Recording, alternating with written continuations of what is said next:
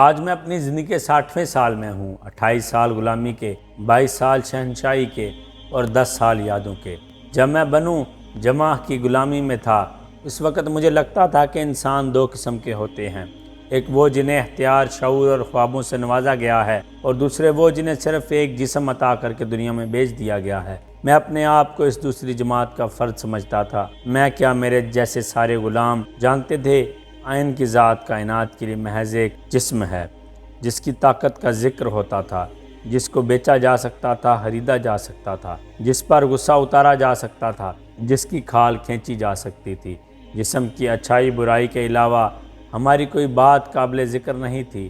ہمارے ذہنوں میں بھی سوال ابھرتے تھے، ہماری روحوں میں بھی تلاطم بپا ہوتے تھے۔ یہ معاشرتی جبر کیا تھا؟ جاہلانہ ثقافت کا ایک شوشہ تھا جو اس وقت سارے عرب میں پورے عروج پر تھا۔ تشدد کی اس خوفناک فضا سے نبردآزما ہونا تو درکنار، ہم اس کے خلاف صدائے احتجاج بھی بلند نہیں کر سکتے تھے۔ ہماری روحیں چیختی تھیں مگر پکار کا کہیں سے جواب نہیں آتا تھا۔ کوئی مذہب ہماری دستگیری کے لیے موجود نہیں تھا۔ پرانے مذہب تحریفوں اور تعویلوں کے غبار میں گم ہو چکے تھے۔ قریش مکہ نے مشرکانہ اور بت پرستانہ مذہبیت کے ساتھ مکے کی مجاوری کا کاروبار بھی چمکا رکھا تھا۔ طائف اور مکہ کے مہاجنوں نے سود کے جال پھیلائے ہوئے تھے۔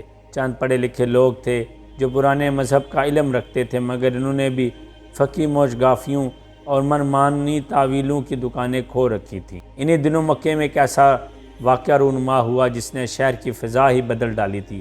ایک طوفان کی آمد تھی۔ طوفان تو شاید ابھی دور تھا مگر اس کی گن گرج ہر ایک کو سنائی دے رہی تھی۔ گفتگو کے موضوع بدل گئے تھے۔ سارا شہر سوچ میں ڈوب گیا تھا۔ مختلف سطحوں پر مختلف رد عمل تھے۔ کچھ لوگوں نے اسے اپنی ذات کے لیے خطرہ سمجھا، کچھ نے اسے اجتماعی سانحہ گردانا، کچھ نے جز وقتی حادثہ سمجھ کر ٹالنے کی کوشش کی، کچھ فہمیوں نے اسے کسی اہمیت کے قابل نہیں سمجھا، کچھ اتنے متذبذب تھے کہ نہ اسے اچھا سمجھتے نہ برا فکر کرتے۔ جہاں دو آدمی اکٹھ ہوتے یہی ذکر چھڑ جاتا کہ محمد صلی اللہ علیہ وسلم نے رسالت کا دعویٰ کیا ہے، وہ لا الہ الا اللہ کا درس دیتے ہیں، انسانی مساوات کی بات کرتے ہیں۔ محمد کو ہم سب جانتے تھے، کوئی کم کوئی زیادہ۔ سارے شہر میں ان کی نیکی، ان کی دیانت، ان کی امانت، ان کی دردمندی اور ان کے ہلاک کا شہرہ تھا۔ مگر یہ رسالت، یہ وحی، غار حرا میں فرشتے سے بات چیت، معبود واحد کا تصور، مساوات کا سبا، غریبوں کے حقوق کا ذکر، آخرت و معافیہ کی باتیں، کہاں جا کر ٹھہرے گا یہ طوفان جو جتنا زیادہ بااختیار تھا اتنا ہی زیادہ فکر مند؟ سب کو محسوس ہو رہا تھا کہ اگر یہ بیل منڈے چڑھ گئی تو اس کے پلے سے کچھ نہ کچھ جا کر رہے گا، دولت کی صورت میں، اختیار کی صورت میں۔ ہم غلاموں کے پاس کیا تھا دینے کو جو ہم فکر ہوتے؟ میں بلال حبشی دوسرے درجے کا انسان بھی سوچنے پر مجبور ہو گیا، مگر اس بار میری سوچ میں احساس گناہ شامل نہیں تھا۔ گپت اندھیرے میں ایک جوت جاگی تھی۔ یہ اجالا میرے لیے کیا لے کر آئے گا؟ اس روشنی میں جو کچھ نظر آئے گا، میں اس کا متحمل بھی ہو سکوں گا یا نہیں؟ مگر یہ ساری باتیں بات کی تھیں، وہ قیمت جو میرے خیال میں میرے پاس تھی ہی نہیں۔ میں نے محمد کو کئی بار دیکھا تھا لیکن آج تک ان سے بات نہیں کی تھی۔ اوقاز کے 20 روزہ سالانہ بڑے میلے کے بعد جب قافلے اپنے اپنے گھروں کو لوٹنے کے لیے مکے سے نکلتے ہی اپنے گرد و غبار میں گم ہو جاتے تو مکہ سکڑ سا جاتا تھا۔ گلیوں میں دوبارہ وہی جانے پہچانے چہرے نظر آنے لگتے۔ یہ سب میرے واقف نہیں تھے لیکن صورت شناس میں سبھی کا تھا۔ بہت سے تو غلام سمجھ کر میری طرف دیکھنا بھی گوارا نہیں کرتے تھے، کچھ پہچانتے بھی تھے لیکن ان کا مجھ ایسے غلام کے ساتھ راہ و رسم رکھنے کا کوئی سوال ہی پیدا نہیں ہوتا۔ لیکن محمد مختلف تھے۔ وہ جب بھی پاس سے گزرتے تو مجھے محبت کے انداز سے مسکرا کر دیکھتے۔ یہی وہ محمد تھے جو خدا کی وحدانیت کی باتیں کرتے تھے۔ محمد مجھے اچھے لگتے تھے، اپنی ذات میں اچھے لگتے تھے۔ وہ تھے تو پہلے درجے کے انسانوں کی صف میں، مگر مجھے لگتا تھا کہ اوروں کی طرح وہ مجھے نچلے درجے کا انسان نہیں سمجھتے تھے۔ ان سے مجھ غلام کا کوئی براہ راست تعلق نہیں تھا، ہو بھی کیا سکتا تھا، مگر اپنی جماعت کے انسان میں وہ واحد شخصیت تھے جن کی مسکراہٹ کو میں نے اپنے لیے محسوس کیا تھا۔ بلکہ یوں کہیے کہ اس وقت شاید میری زندگی کی واحد خوشی وہ ایک لطیف سا تعلق تھا جو ان کے تبسم سے قائم ہو گیا تھا۔ ان کے علاوہ مجھے دیکھ کر کوئی اس شفقت اور محبت سے نہیں مسکرایا تھا۔ وہ مسکراتے تھے تو ان کی آنکھیں اور چہرہ ہی نہیں، ان کا سارا وجود مسکراتا محسوس ہوتا تھا۔ میرے درجے کے لوگوں کے لیے شاید تو مسکراہٹ بنی ہی نہیں۔ میں نے ہنستی ہوئی صبحیں دیکھی تھیں، رات کے آنچل پر ستاروں کی جھلملاہٹ دیکھی تھی، مسکراتے ہوئے پھول دیکھے تھے، مگر ان سب کا تبسم ہر ایک کے لیے ہوتا۔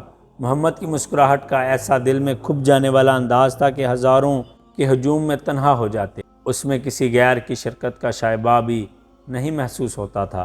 وہ مسکرا کر میری طرف دیکھتے تو لگتا ہے جیسے بادلوں سے چاند نکل آیا ہو۔ ان کی مسکراہٹ ایک سچے انسان کی مسکراہٹ تھی، اور میرے لیے یہی احساس ان کی ہر بات کی صحت کی ضمانت تھا۔ میرا دل کہتا تھا کہ اگر محمد کہتے ہیں کہ اللہ ایک ہے تو یقیناً ایک ہی ہوگا، اگر وہ کہتے ہیں کہ وہ اللہ کے رسول ہیں تو واقعی وہ اللہ کے رسول ہوں گے، اگر محمد کہتے ہیں کہ وہ فرشتے سے بات کرتے ہیں تو ضرور کرتے ہوں گے۔ اس وقت اگر محمد کہتے ہیں کہ وہ فرشتے سے ہم کلام ہوتے ہیں تو ضرور ہوتے ہوں گے، مگر یہ ساری سوچ میرے لاشعور میں تھی۔ شعوری طور پر مجھے اس کا ادراک اس وقت ہوا جب امیہ رات کو غلام خانے میں آیا اور اس نے مجھ سے براہ راست سوال کیا، سچ بتا تیرا معبود کون ہے؟ محمد کا معبود میرا معبود ہے۔ میرا جواب سنتے ہی اس کے تن بدن میں جیسے آگ لگ گئی ہو، مگر شاید وہ اس جواب کے لیے تیار تھا۔ کہنے لگا، تو اس کا مطلب ہے کہ تو نے ہمارے خداؤں کا انکار کرتا ہے۔ محمد امین ہیں، انہیں ایک فرشتے نے بتایا کہ اللہ ایک ہے۔ میں دل ہی دل میں سوچنے لگا کہ کل میں عمار کے جن الفاظ پر معترض تھا وہی الفاظ آج میری زبان سے نکل رہے تھے۔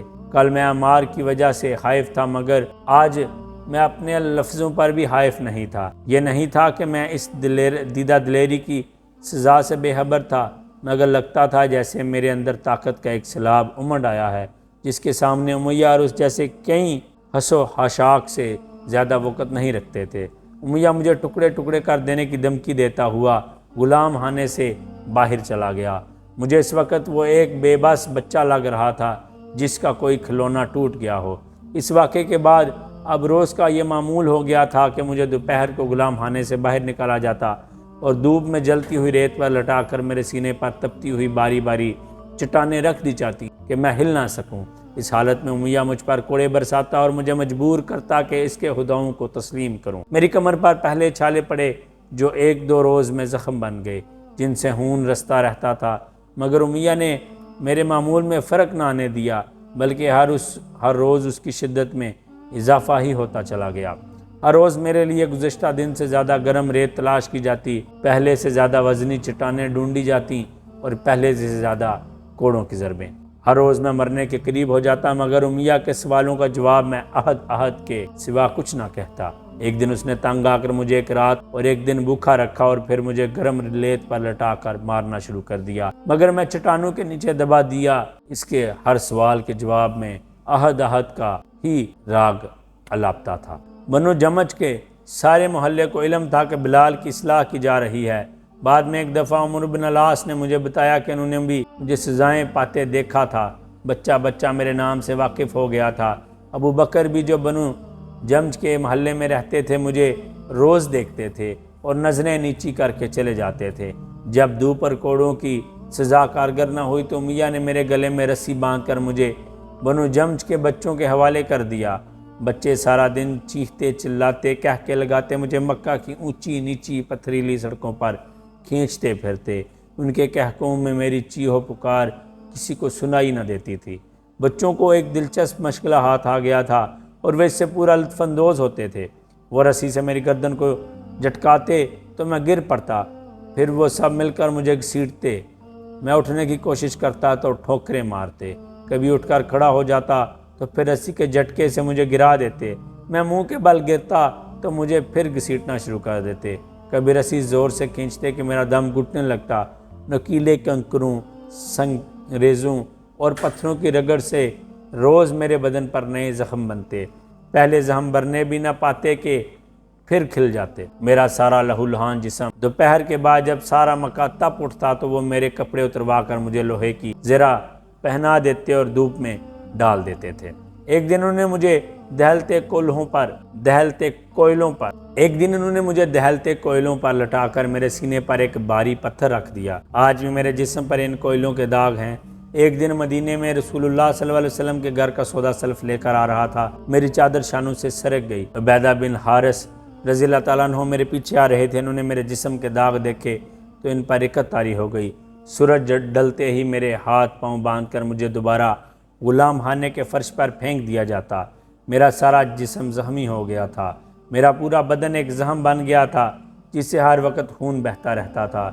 بنو جمج میں میرا تماشا ایک دن حسان بن ثابت رضی اللہ تعالیٰ عنہ نے بھی دیکھا تھا۔ انہوں نے مجھے خود بتایا کہ مکے میں عمرہ کرنے گئے ہوئے تھے مگر میں نے انہیں نہیں دیکھا۔ تماشا کب تماشائی کو دیکھتا ہے، لیکن ایک ضعیف شخص مجھے یاد ہے، میں اسے کبھی نہیں بھولوں گا، ورقہ بن نوفل۔ میں روزمرہ کی طرح گرم چٹانوں تلے دبا امیہ کے کوڑے کھا رہا تھا اور وہ مجھے ہر کوڑے پر لات اور عزا کی عبادت پر مجبور کرنے کی کوشش کر رہا تھا، اور ادھر سے ورقہ کا گزر ہوا۔ وہ میرے منہ سے عہد عہد کی آواز سن کر رک گئے اور انہوں نے بآواز بلند کہا، بلال وہ واقعی ایک ہے۔ پھر انہوں نے امیہ سے مخاطب ہو کر کہا، میں خدا کی قسم کھا کر کہتا ہوں کہ اگر تو نے اسے مار ڈالا تو میں اس کی قبر پر درگاہ تعمیر کروں گا۔ مگر امیہ باز نہ آیا۔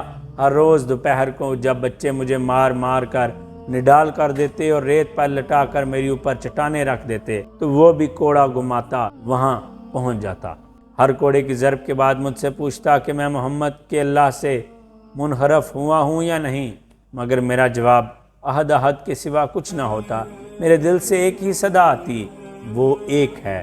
شاید میں کچھ اور کہنا ہی بھول گیا تھا۔ میرا روزمرہ کا رقص بسمل بھی جب اس کے دل کی مراد بر نہ لا سکا تو ایک دن اس نے ایک قطعی فیصلہ کر لیا، آج کی رات بلال کی آخری رات ہوگی، کل کی صبح اس کی آخری صبح، شدید ترین اذیتیں اور پھر موت ہوگی۔